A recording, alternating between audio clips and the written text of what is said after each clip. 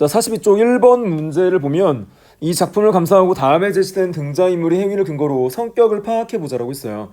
자, 그래서 그와 그의 아내는 중산층 소시민을 대변하고 있었고 임씨는 하층 노동자였던 삶을 대변하고 있었죠. 자, 그래서 그런 어떤 계층상의 어떤 차이에 따른 성향이라기보다는 그런 어떤 발언이라든가 행동이라든가 아니면 어떤 외향 묘사라든가 이런 부분들을 종합적으로 고려했을 때 그와 그의 아내의 어떤 성격, 자, 그리고 임씨의 어떤 성격을 한번 살펴보자는 거예요.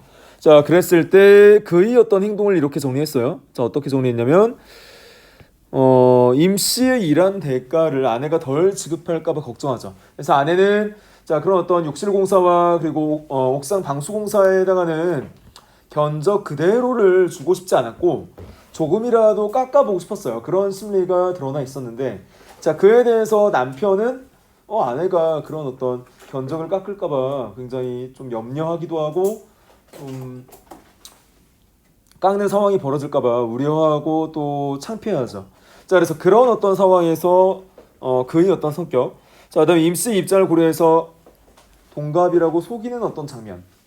물론 그의 입장에서는 뭐 임씨를 뭐 배려한다고 한 거지만 객관적인 어떤 시각에서 제3자 입장에서 봤을 때는 크게 공감하기 어렵지 않나라는 어떤 개인적인 선생님의 생각을 밝힌 적이 있어요. 자, 그래서 그 보면 이런 어떤 그의 어떤 행동에 기반한 그의 성격은 사려가 깊고 타인을 배려할 줄 안다. 라고 정리를 할 수 있겠어요. 자, 그 다음에 아내의 어떤 행동을 보면 임씨가 열심히 일하는 의도가 돈 때문일 것이라고 의심을 하죠, 처음에. 자, 그래서 옥상공사는 의뢰를 하지도 않았는데 옥상공사까지 해준다고 하니까 아내는 처음에 의심을 했죠. 설마 견적이 더 올라가는 것이 아니냐. 또는 처음부터 견적을 높게 잡은 것이 아니냐. 그래서 미안해서 해주는 게 아니냐. 이런 어떤 의구심을 갖고 대했어요. 자, 그리고 견적서보다 적게 공사비를 지급하고자 하는 부분도 보였어요. 자, 이런 부분을 고려했을 때 손해를 보지 않으려고 하는 계산적인 어떤 성향의 인물임을 알 수 있어요. 자, 계산적인 성향의 인물임을 알 수도 있고요. 자, 임씨 같은 경우는 하층 노동자를 대변하는데 굉장히 정직하고 순수하면서도 다른 사람을 역시 배려하면서 견적을 절반 이상 깎아주죠. 자, 그런 어떤 장면을 우리가 봤을 때 임씨의 성격은 어떠하냐를 우리가 살펴봐야 돼요. 그래서 옥상 공사를 꼼꼼히 수행했고 예상보다 간단히 끝나서 견적서보다 적게 공사비를 청구했죠. 그래서 성실하면서도 순박하면서도 정직한 성격을 지니고 있다라고 정리하면 성실하면서도 순박하면서 정직한 어떤 성향을 지니고 있다라고 정리를 하면 되겠어요. 자, 넘어가서 그 2번 문제 볼게요. 자, 시간의 경과에 따라서 임씨의 행동을 바라보는 그의 생각 어떻게 바뀌었느냐라고 했어요. 자, 그와 그의 아내라고 해도 되고 그라고 해도 되는데 처음에는 자, 연탄장사가 본업이었는데 자, 임씨가 연탄장사가 본업이라는 이유 하나만으로 믿지 않아요. 의심하고 불신하거든요. 자, 그러다가 의외로 비전문가에게 맡겼음에도 불구하고 욕실 공사가 깔끔히 마무리되고 옥상 방수 공사까지 꼼꼼히 일처리라는 모습에 그런 어떤 불신감이 차차 옅어지고 오히려 신뢰하게 되죠. 자, 그리고 견적을 깎아주는 대목에서는 미안한 감정까지 느끼고 마지막 임씨 사연을 술을 마시면서 들었을 때는 그의 사정에 대해서 임씨 사정에 공감하면서 안타까움과 연민의 감정까지 느낍니다. 자, 그래서 그런 부분을 정리하면 되겠어요. 그래서 임씨가 옥상을 공사하는 모습을 봤을 때에는 견적대로 돈을 받기 위해서 일부러 열심히 일하는 신용을 한다고 의심해요. 자, 일부러 열심히 일하는 신용을 한다고 의심하죠. 의구심. 그러니까 불신감이라고 여러분이 정리하면 되겠습니다. 자, 의심한다라는 것은 믿지 못한다는 거니까 불신감으로 팽배했다라고 여러분이 정리를 하시면 되고요. 자, 그 다음에 임씨가 수리비를 수정해서 견적을 18만 원 견적을 원래 냈었는데 그것보다 11만 원이 적은 7만 원 견적으로 수정했을 때 자, 그때 그의 어떤 태도. 자, 그래서 임씨 순박하고 정직한 모습에 놀라고 고마워했죠. 자, 그리고 그를 의심한 것을 미안해요. 그래서 이 부분에서는 자, 놀라고 고마워하면서 미안한 감정이 주를 이룹니다. 미안하게 생각하죠. 아 내가 그런 임씨 이런 정직하고 순박하고 자 그런 어떤 태도를 의심하다니 라는 생각에 미안해하는 어떤 감정이 주된 감정입니다. 자 마지막으로 자 일이 다 끝나고 자 견적도 지불하고 나서 슈퍼에서 술을 따라 마시죠. 자 그래서 그 장면에서는 임씨가 그 공장 사장에게 연탄값을 떼이고 비 오는 날이면 가리봉동에 가서 그 연탄값을 수금하기 위해서 받기 위해서 고생한다 라는 이야기를 듣고 그의 처지에 즉 임씨의 처지에 깊이 공감하면서 연민의 감정. 자 연민이라는 것은 안타깝게 여긴다는 거예요. 불쌍하게 여긴다는 거예요. 자 그런 감정을 느낍니다. 자 그래서 이 부분 임씨의 슬픔에 공감하면서 자 임씨에게서 연민의 감정을 느낀다. 공감과 연민의 감정 이런 감정으로 이동을 한다 하고 볼 수 있어요. 시간의 경과에 따라서 이렇게 감정이 이동한다라는 부분이 굉장히 중요합니다. 그래서 시간이 순서니까 자 의심, 불신감의 어떤 감정에서 미안함의 감정에서 공감과 연민의 감정, 공감과 연민의 감정으로 이동하고 있다. 시간의 경과에 따라서 이렇게 감정의 변화가 이루어지고 있다라고 여러분이 정리를 하면서 공부를 하면 되겠어요.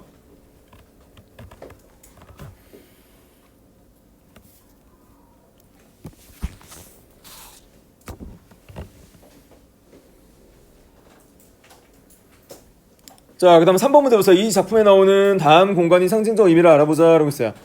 자, 그래서 뭐 지하실 단칸방과 맨션 아파트, 스웨터 공장 사장의 맨션 아파트가 대비되고 있었죠. 지하실 단칸방은 말 그대로 자 경제적 궁핍상을 보여주고 있는 단적인 어떤 소재였죠. 자 그에 반해서 비양심적인 비윤리적인 즉 연탄값 80만 원을 떼어먹은 그 스웨터 공장 사장은 비양심적이면서도 자 윤리적이지 않았지만 자 뭐 했다는 거예요. 호의호식을 하면서 저렇게 고급 아파트, 고급 맨션 아파트에서 살고 있었다는 거예요. 자 그래서 그런 어떤 상류층의 부도덕한 면모, 부도덕한 계층이 오히려 더 떵떵거리고 잘 사는 한국 사회의 당시 1980년대 현실, 자 그런 현실을 대비하고 있다. 자 이러한 소재들을 동원해서 대비하고 있다라고 여러분이 정리하시면 돼요. 그래서 지하실방은 정직하게 일한 노동자가 여전히 가난하게 사는 현실이고, 스웨터 공장 사장의 맨션 아파트는 부당하게 부를 축적한 사람들이 여전히 잘 사는 현실, 이런 현실을 비판하고자 한 겁니다. 작가가.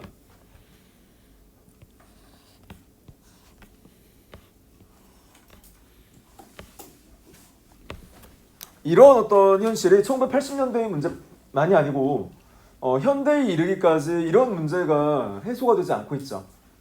자 그래서 양극화는 점점 심해지고 자 그런 어떤 하층민으로 대변되는 노동자 계층이 제대로 된 어떤 노동에 대한 대가를 받지 못하는 자 그런 현실, 오히려 사용주와 고용주가 그런 어떤 자신이 어떤 노력에 비해서 자신이 어떤 노력에 비해서 더 많은 어떤 부를 챙기는 과도한 어떤 대우를 받는 그런 어떤 사회 현실이 아직까지 문제가 되고 있습니다.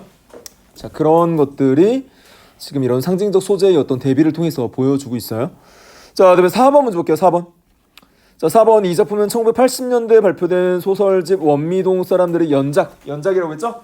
자 연작이라는 것은 커다란 어떤 소설 안에 다양한 에피소드들이 연관성을 띠고 전개될 때 자 우리가 이것을 연작 소설이라고 했어요. 자 그래서 다음에 제시된 작가의 말을 통해서 활동을 해보자라고 했어요. 자 작가의 어떤 인터뷰 중에 일부를 지금 따온 겁니다. 경향신문 1992년 10월 11일에 자 양귀자 작가를 인터뷰한 이 기자가 자 그 작가의 어떤 심경을 이렇게 진술을 했어요. 자 그래서 보면 어떤 생각을 작가가 했나 보세요. 자 처음으로 원미동을 찾던 날은 진눈깨비가 흩날리던 어느 겨울이 하오였다. 나는 만삭이었고 이사 날짜는 매우 촉박해 있었다. 자 작가가 처한 현실이죠. 만삭에다가 이사 날짜가 촉박해 왔어요. 자 현실이 이러했을 때 집에 대한 낭만적인 몽상 따위는 눈꽃만코도 남아있지 않았다. 자 중략 부분 있고요. 그럼에도 낯선 동네는 그 이름으로 내게 큰 위안을 주었다. 멀고 아름다운 동네 원미동. 자 원미동의 자 직설적인 어떤 풀이죠. 멀고 아름다운 동네. 그 이름은 현실에 배반당한 모든 이들에게 불씨 같은 희망을 안겨주려고 일부러 조립한 어휘처럼 내게 읽혔고 나는 짐짓 그 희망을 받아들이고자 마음먹었다. 자, 그래서 원미동이라는 동네의 이름이 작가에게 일말의 위안이 되었다는 거야. 자, 그리고 원미동에서만 두서너 번 이사를 다니면서 나는 비로소 깨달았다. 왜 아름답지만 멀어야 하는지, 혹은 멀지만 아름다운지를 자, 그 깨달음의 보고서로 쓰여진 것이 원미동 사람들이라는 전체 연작 소설의 창작 취지였다는 거예요. 자, 그래서 멀지만 아름답다라는 구절은 자, 서울 변두리에 있지만 당시 소시민들의 중산층 소시민들의 진솔한 삶이 담겨 있기 때문이다 라고 지금 작가가 밝히고 있는 거예요. 자, 그래서 연작 소설 중에 하나인 우리 비 오는 날이면 가리봉동에 가야 한다 라는 우리가 배웠던 소설도 그런 중산층 소시민들의 어떤 삶의 모습, 그와 그의 아내를 통해서 드러내고 있었고, 자, 도심에서 밀려난 하층민들의 안타까운 삶의 모습, 또는 가난하고 궁핍한 삶의 모습, 제대로 된 어떤 대우를 받지 못하는 삶의 모습, 자, 그런 모습들을 이 전체 작품에서 드러내고 있다라고 여러분이 보시면 되겠어요. 그래서 작가의 인터뷰에 자, 이런 작품 창작의 어떤 취지가 잘 담겨 있다고 봐야겠어요.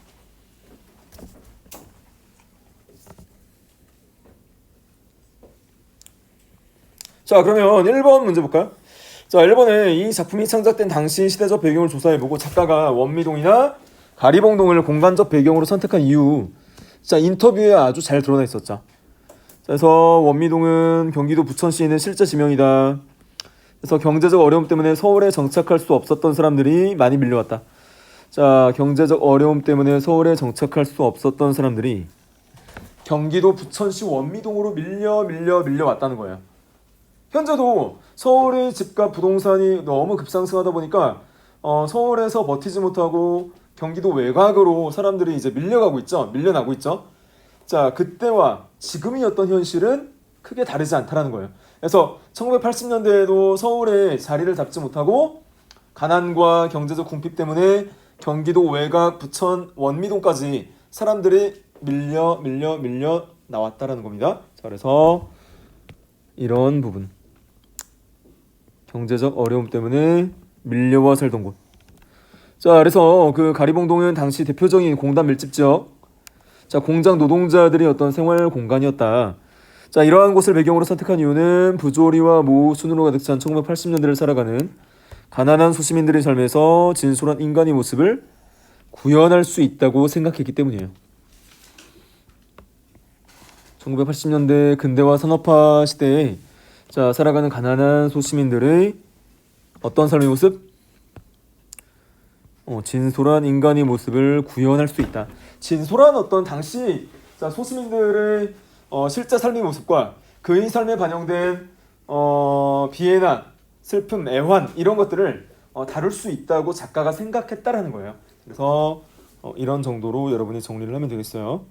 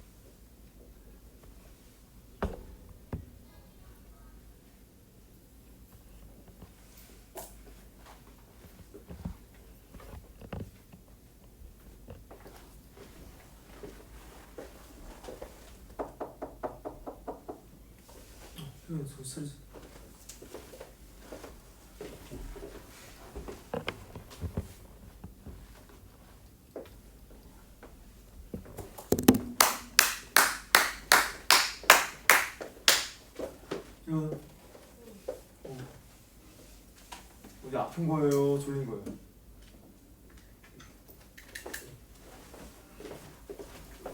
자, 다 썼어요? 넘어가도 되겠어요?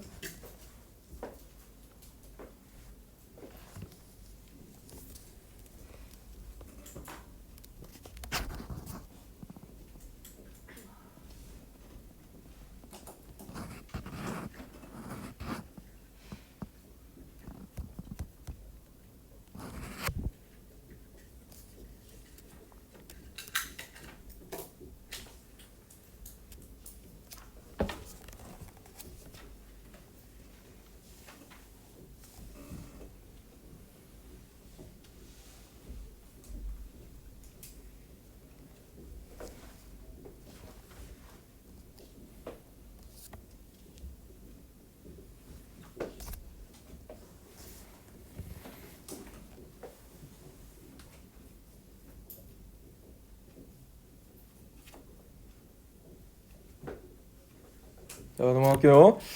자, 그다음 위글을 바탕으로 원미동과 멀지만 아름다운 의미 이미 작가가 인터뷰에서 밝히고 있었죠. 자, 그래서 그대로 그 내용을 따오면 돼요. 뭐 굳이 이걸 뭐 옮겨 쓸 필요는 없고, 자, 지문에 있는 작가 인터뷰 내용 중에 자, 원미동 이름과 멀지만 아름다운 의미가 그대로 드러나 있으니까 자, 그대로 표시만 해주면 됩니다. 자, 아까 뭐라고 했어요? 인터뷰 내용에서 원미동이라는 것은 멀고 아름다운 동네이다. 자, 그리고 경제적 어려움 때문에 방금 여러분이 필기한 내용이죠. 서울에 편입되지 못한 소시민들이 밀려와 살던 곳. 그래서 1980년대 생활상을 보여주는 상징적이고 보편적인 공간. 자, 1980년대 생활상을 보여주는 상징적이면서 보편적인 공간이다. 자, 상징성을 띠고 있다. 또는 보편성을 띠고 있다. 자, 그래서 그 작가 인터뷰 내용이 그대로 지금 삽입되어 있는 거고, 자, 이는 1980년대 당시 산업화 시대의 자, 그런 어떤 양극화된 삶에서 밀려나온 어떤 서민층 그 다음에 하층민들이 모여 살던 동네로서 어떤 당시 대한민국 현실의 상징성과 보편성을 갖추고 있는 공간이다. 멀지만 아름다운 의미 역시 작가 인터뷰에 그대로 드러나 있었어요. 뭐 굳이 뭐 쓸 필요는 없어요. 자, 그래서 삶의 중심부에서 밀려난 소시민, 서울에서 밀려난 소시민들이 사는 공간이다. 자, 역시 그대로 진술해주고 있죠. 자, 멀지만 그곳은 가난한 사람들의 진솔한 삶이 아름답게 펼쳐지는 공간이다. 자, 가난한 사람들이 진솔한 삶의 모습이 그려져 있다. 자, 이거 아까 여러분이 다 필기한 내용이에요. 다시 쓸 필요가 없는 부분이죠. 그래서 이렇게 여러분이 정리를 하면 되겠어요. 자, 그다음 3번 이 작품의 주제인식을 바탕으로 문학의 가치에 대해서 발표해보자라고 했는데 역시 약간 추상적 진술이기 때문에 여러분이 한번 읽어만 보면 될 것 같아요. 그래서 서울의 변두리에 위치한 원미동을 배경으로 했다. 다른 사람에 대한 불신과 이해. 자, 여기서 다른 사람은 하층민 임씨였죠. 임씨에 대한 불신감에 팽배했던 그와 그의 아내가 점차 임씨에 대한 신뢰를 회복해가는 과정, 또는 임씨에 대한 동정과 연민이었던 감정을 느끼는 과정. 자, 그래서 그들 사이에 눈에 보이지 않는 갈등이 해소되는 과정을 그리고 있어요. 그래서 불신과 이해가 공감으로 변화하는 과정을 그리고 있다. 불신이 이해와 공감으로 변하고 있다. 자, 즉 소시민들 사이에서 벌어지는 일상의 갈등과 그 화해, 일상의 소소한 갈등이죠. 자, 소소한 갈등과 그 화해를 그려낸다. 자, 이렇듯 문학은 타인의 삶을 이해하고 상호 소통하는 태도를 가지게 해서 공동체적으로 조화를 이루게 한다. 자, 그래서 뭐 일반론적인 차원의 진술이기 때문에 크게 여러분이 뭐 한번 읽어만 보면 되는 그런 진술입니다. 진술 자체가. 이렇게 해서 시험 범위가 마무리됐고, 자, 44쪽과 45쪽은 아까 말했듯이 출제가 되지 않아요. 그래서 삭제를 일단 해놔도 되겠습니다. 다음 시간에는 선생님이 전체적으로 한번 정리를 해주고 자, 마무리를 짓겠고, 혹시 여러분 그 출판사에서 제공하는 형성평가 문제 파일로 필요해요? 한번 풀어볼 학생 있어요?